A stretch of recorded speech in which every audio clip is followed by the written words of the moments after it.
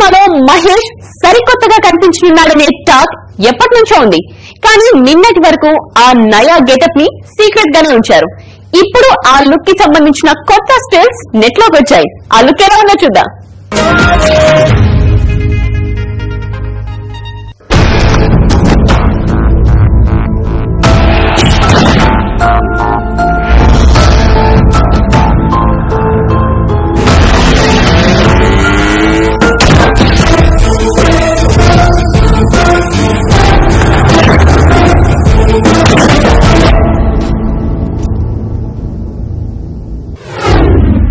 కొత్త గెటప్ లో అదరగొట్టిన మహేష్.